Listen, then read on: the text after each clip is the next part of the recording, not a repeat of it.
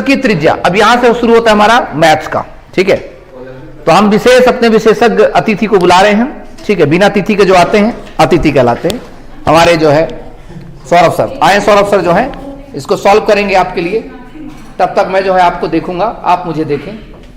चलिए आइए।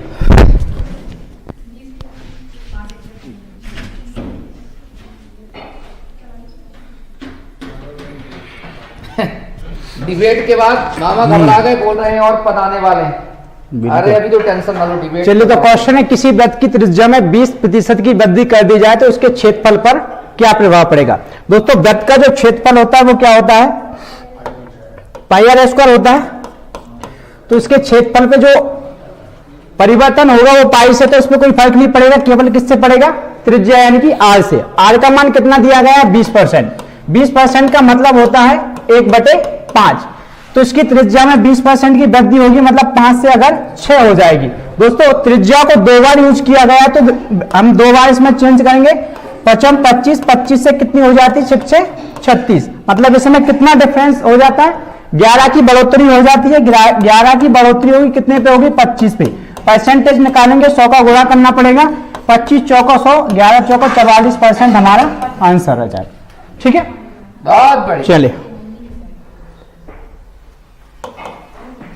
ठीक, इसको नोट कर लीजिए। अगला क्वेश्चन देखते हैं, इसको नेक्स्ट।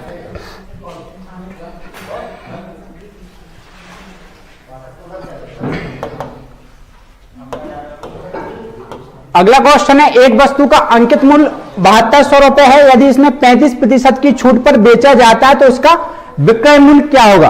दोस्तों, 7200 रुपए में कोई वस्तु से 35% का अगर छूट दे दी जाती है तो वो कितने परसेंट, 65% पर बेच दी जाएगी। यानी कि 7200 रुपए का हम 65% निकालेंगे, उतने में ये वस्तु बेच दी जाएगी। कितना निकलेगा दोस्तों, 72 गुणे 65। इसको सॉल्व कर लेंगे, आंसर आ जाएगा, ठीक है। चलिए अगला क्वेश्चन देखते हैं।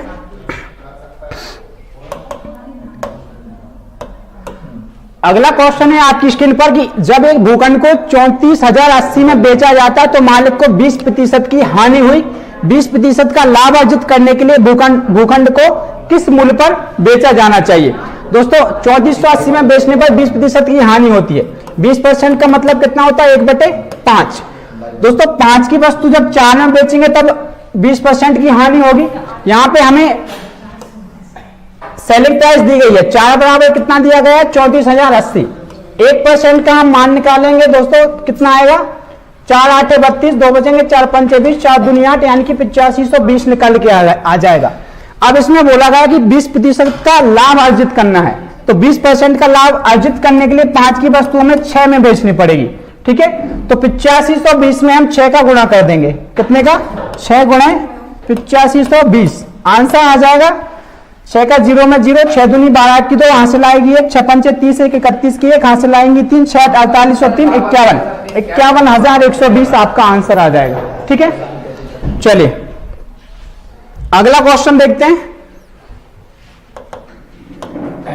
अगला क्वेश्चन है कि 150 मीटर लंबी रेलगाड़ी 54 किलोमीटर प्रति घंटा की चाल से पटरी के पास खंबे को कितने समय में पार करेगी। तो दोस्तों, इसको खंबे को पार करने में जो दूरी तय करेगी वो कितनी तय करेगी, जितनी लंबी रेलगाड़ी खुद है। स्पीड कितनी दी गई है, 54 किलोमीटर प्रति घंटा। दोस्तों, 54 किलोमीटर प्रति घंटा में स्पीड दी गई है, लेकिन लंबाई मीटर में दी गई है।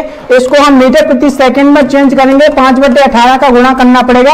18 दूनी 6 18 54, कितना आ जाएगा, 3 5 15 मीटर प्रति सेकंड की स्पीड आ जाएगी। तो 150 मीटर हमारी टोटल डिस्टेंस है, 15 की स्पीड से कितना आ जाएगा आंसर, 10 सेकंड, ठीक है। चलिए अगला क्वेश्चन देखते हैं। हाँ, आज के ही है। अगला क्वेश्चन है, प्रथम 5 अभाज्य संख्याओं का औसत ज्ञात करना है। तो अभाज्य संख्या प्रथम कौन सी होगी, 2 हो जाएगी, उसके बाद 3 होगी, 3 के बाद 5 होगी, 5 के बाद 7 होगी, और 7 के बाद कौन सी होगी, 11।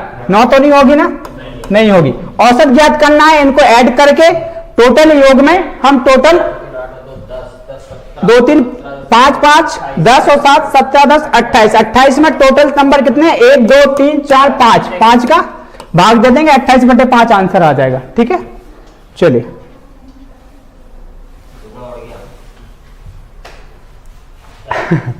अगला क्वेश्चन है, कोई ट्रेन 36 किलोमीटर प्रति घंटे की चाल से 270 मीटर लंबे पुल को 40 सेकंड में पार कर जाती है, तो ट्रेन की लंबाई बताना है। दोस्तों इसमें हम अगर निकाल लेते हैं कि टोटल जो दूरी है पुल को पार करने में, ट्रेन टोटल दूरी जो तय करती है उसको अगर हम निकाल लेंगे, उसमें से हम मीटर को घटा देंगे अगर केवल पुल की लंबाई, तो ट्रेन की लंबाई आ जाएगी। तो दोस्तों हमें दी गई है स्पीड कितनी है, 36 किलोमीटर प्रति घंटा, और समय जो दिया गया है वो सेकंड में दिया गया है। ठीक है, तो 36 किलोमीटर पर घंटे की चाल से एक ट्रेन जो है 40 सेकंड में एक पुल को पार करती है।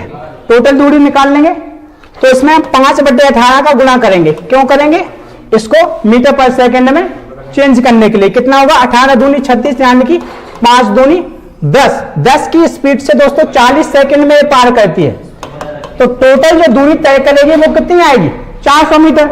टोटल दूरी जो तय की वो 400 मीटर आ जाती है। 400 मीटर में से हम केवल पुल की जो लंबाई है उसको घटा देंगे, तो ट्रेन की लंबाई निकल के कितनी आ जाएगी, 270 130। कितनी आ जाएगी, 130। यही आंसर हो जाएगा। ठीक है, वाह बहुत बड़ी। चलिए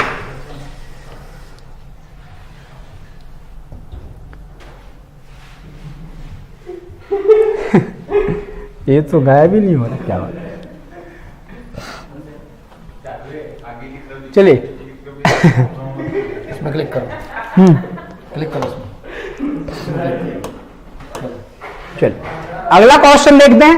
क्वेश्चन है, किन्हीं दो संख्याओं के महत्तम समावर्तक और लघुत्तम समावर्तक क्रमशः 25 और 750 है। यदि दो संख्याओं में से एक संख्या 75 है तो दूसरी संख्या ज्ञात करनी है। दोस्तों पहली संख्या का गुणा और दूसरी संख्या दोनों गुणा का बराबर कितना होता है, एलसीएम इंटू एचसीएफ। ये आपको याद होगा। तो पहली संख्या हमारी दी गई है 75, दूसरी संख्या हमें ज्ञात करनी है। एलसीएम कितना दिया गया, 25, और एचसीएफ कितना दिया गया, एलसीएम 750 दिया गया, एचसीएफ 25 दिया गया। ठीक है, 25 से 750 को काट देंगे, 10 बार जाएगा, दूसरी संख्या का जो मान निकल के आएगा 250 आ जाएगा। ठीक है, यही आंसर हो जाएगा। चलिए समझ आ रहा है ना सभी को, एक बार सभी कमेंट करके बताएंगे समझ आ रहा है। सब कमेंट करो। तो आज जो है यूथ दिवस है, क्या है, यूथ डे। स्वामी विवेकानंद जी के उपलक्ष्य में हम इसे मनाते हैं। तो इस पे हमारे जो अध्यक्ष जी हैं युवा रोजगार संघ के दिनेश सर जी,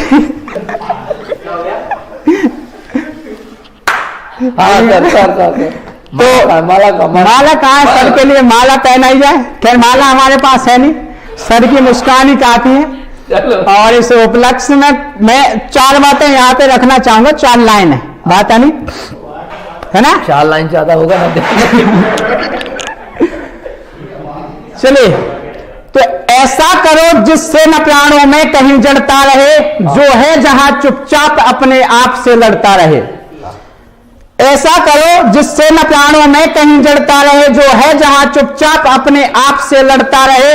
लाखों परिस्थितियां मिले कांटे चुभे कलियां खिले, लाखों परिस्थितियां मिले कांटे चुभे कलियां खिले, हारे नहीं इंसान, अरे हारे नहीं इंसान है संदेश जीवन का यही।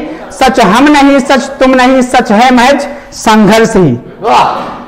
और विवेकानंद जी कहते हैं कि संघर्ष जितना अधिक होगा जीत भी उतनी ही शानदार होगी।